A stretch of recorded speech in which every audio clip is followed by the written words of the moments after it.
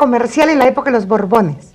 Hubo grandes cambios precisamente en ese terreno, Benito. Ya. Antes habían flotas en la época de los Habsburgo, que significaba que una inmensa masa de naves salía junta de Cádiz, viajaba hasta La Habana y en La Habana se repartía una parte para México, otra para el Perú.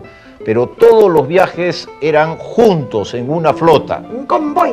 En un convoy, efectivamente. Esto hacía la travesía lenta, insegura, dificultosa, se prestaba para los monopolios y en consecuencia para un extenso contrabando. ¿Y qué hicieron los Borbones? Se venía abajo y los Borbones cambiaron todo por un sistema que llamaron de libre comercio, pero que no era como imaginamos hoy el libre comercio, sino que significaba que varios puertos de España y varios de América tenían derecho a comerciar entre sí.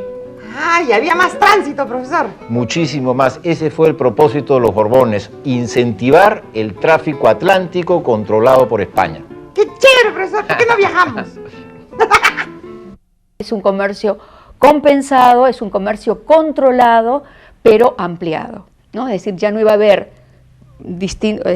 Cádiz, el Callao, Veracruz, Buenos Aires, sino que iba a haber unos 24 puertos nuevos que se abren en América y unos 10 puertos en España.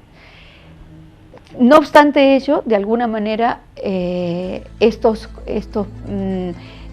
Cádiz va a seguir siendo el puerto principal porque ahí estaba el grupo de comerciantes más poderoso. Lo mismo que el Callao, es decir, si bien se abre Valparaíso, se abre Guayaquil, se abre Sonsonate, Realejo, el Callao mantiene un grupo de comerciantes muy poderosos que son los que tienen los contactos, es decir, tienen el capital y tienen los contactos.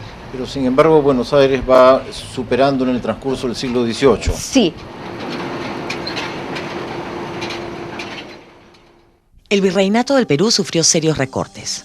Inclusive Puno había sido trasladado a Buenos Aires y recién fue devuelto unos años después. También en el caso de Loreto, que inicialmente pasó al control de Nueva Granada y retornó al Perú al final de la era colonial. Pero el Perú se recompuso. En primer lugar, manejó en forma más eficiente su liderazgo comercial en el Pacífico Sur. Por ejemplo, la cascarilla era un producto de exportación muy significativo que salía de Guayaquil y viajaba a Lima para seguir a Europa desde el puerto del Callao. Con las reformas y con el reglamento del libre comercio, lo que se va a incentivar es la exportación de productos de la tierra. Entonces se incentiva la exportación del cobre, del cacao y de la cascarilla. Esos productos incluso van a quedar exentos del pago de impuestos. Entonces, por ejemplo, la cascarilla es un producto que se utilizaba para bajar las fiebres, porque es una corteza, ¿no? El cobre de Coquimbo, en el Chile actual, seguía la misma ruta para ser exportado desde el Perú. ¿A qué se debía esta situación? Sucede que el comercio limeño, organizado en el Tribunal del Consulado, aún era suficientemente rico como para sustentar los costos de los numerosos servicios necesarios para el comercio de larga distancia con Europa. Por otro lado, la flota del Pacífico era peruana y tenía su centro en el Callao. Los barcos preferían llegar en esa época, los barcos españoles preferían hacer la escala en el Callao. ¿Por qué? Porque en Valparaíso no había un mercado muy grande, entonces no les convenía vender ahí. Debe considerarse que la minería peruana conoció una segunda ola expansiva. Agotados los yacimientos de Huancavelica y perdida la antigua influencia minera del Alto Perú, la minería peruana se recuperó gracias a Cerro de Pasco. A partir del siglo XVIII empezó la producción de esta gran zona minera, que incluso hoy, 250 años después, continúa en explotación. Con esta expansión de la actividad minera, por ejemplo, se reabre Cerro de Pasco, ¿no? A mediados del siglo XVIII. Se descubre la mina de Hualgayoc en Cajamarca, se descubre la mina de Huantajaya en Tarapacá y se comienzan a explotar entonces varias minas al mismo tiempo, que era un poco el modelo mexicano de explotación. De este modo, el Perú siguió siendo uno de los grandes productores mundiales de productos mineros y ello fue el sustento de un comercio extenso y poderoso, que amplió sus redes en las zonas andinas y tejió poderosos vínculos con comerciantes locales.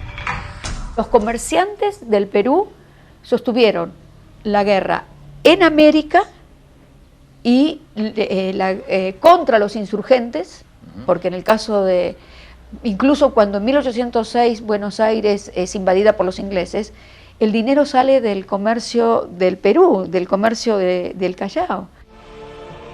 Por otro lado, las reformas borbónicas implicaron un enfrentamiento con la Iglesia.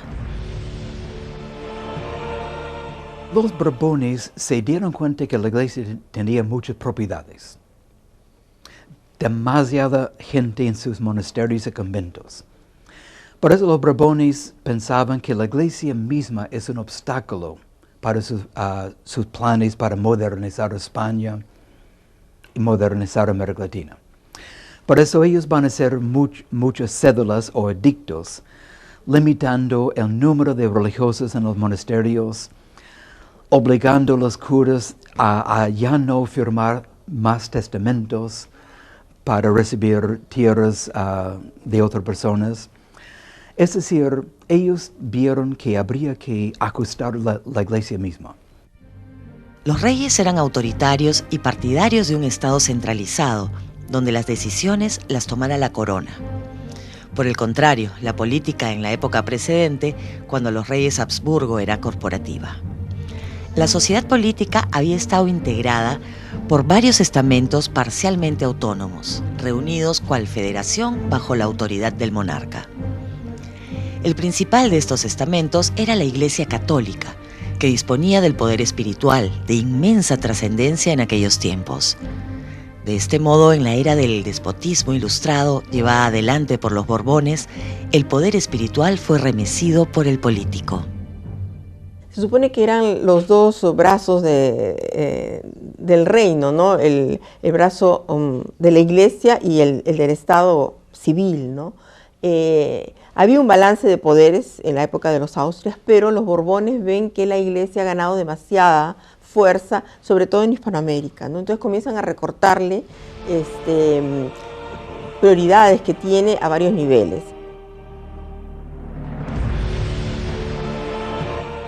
Todo lo que es filantropía también quieren que pase a mano del Estado, ¿no? O sea, los hospitales que sean administrados de una manera más cercana por el Estado, las casas de hospicio, las casas de huérfanos, etcétera, ¿no?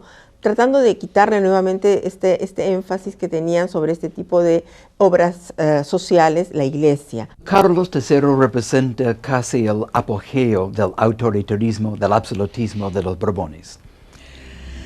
Bueno, él, y rodeado de sus consejeros, algunos de los cuales eran masones, con cierta hostilidad contra la Iglesia en general, ideas que ya circulaban en Francia, pero especialmente vieron a los jesuitas como un problema.